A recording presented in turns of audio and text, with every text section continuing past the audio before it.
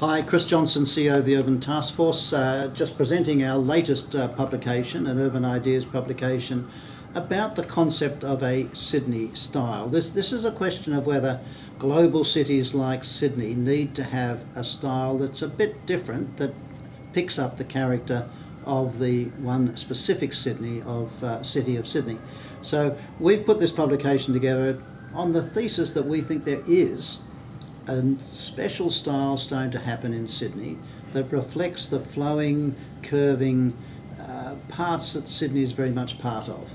And I'll just take you into some of the pages that explain this in a bit more detail. Firstly, we've got this page here which talks about that Sydney has a character of organic flowing shapes.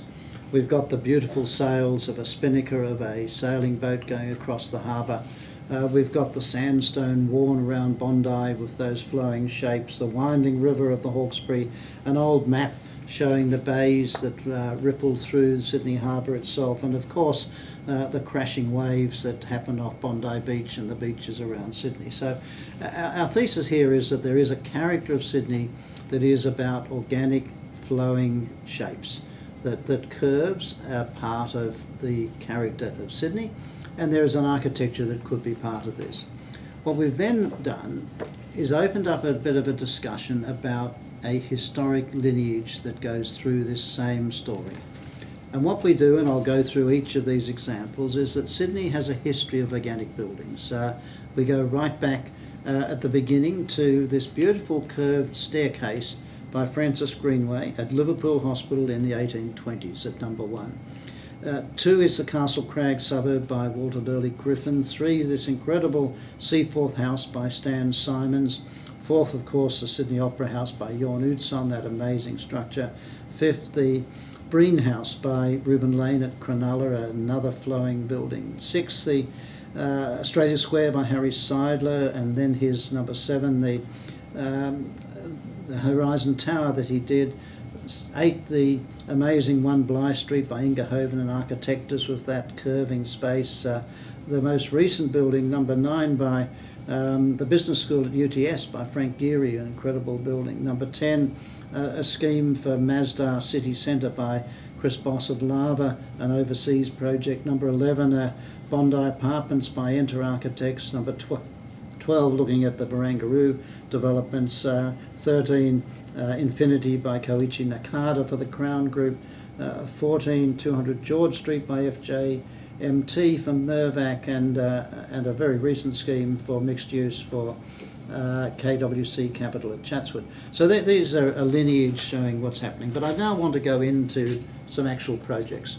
And if we look at some of the projects by Lend-Lease, particularly at Barangaroo, I think we will see that there is a particular curvilinear approach here. The building that Crown Resort Hotel is doing with that incredible fluid shape moving up to the skies, or a much lower rise restaurant, R1 Restaurant it's called, I'm sure it'll get a better name than that, but designed by Collins and Turner, some up and coming young architects in Sydney, but again that flowing curving space. Or the 3 commercial towers by Richard Rogers, Stirk Harbour, that international firm that's done amazing sort of buildings, and they've all got their own curving shape.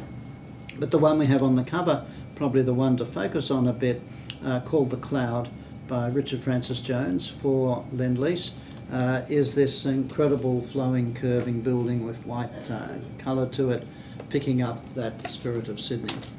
Or let's move to yet another development company, Mirvac, who also have been doing work with FJMT, with Richard Francis Jones. The OVO building at Green Square, a flowing curving tower, or the major building they're doing at 200 George Street with its curves and use of timber, but very much about circles and flowing shapes. And the Crown Group, the last of the 3 developers we're showing here, their incredible building at Infinity by Crown Group in Green Square, which is designed by Koichi Nakada. It's an incredible roller coaster of the building wrapping up and a big opening on its northern side. or the Sydney by Crown Group in the city of Sydney with that curved top and amazing space inside it. So these are three architects, three buildings, three developers who are developing a Sydney style that we think is really a fabulous approach. In fact, if you look on the back cover, we've got a series of circles that actually come from Francis Jones Moorhen Thorpe, just showing how buildings can evolve by using a circle to position this. We'd be interested to know whether you believe Sydney should have a style that is specific to that city, our city, and whether you think the sort of buildings we've shown here are part of that.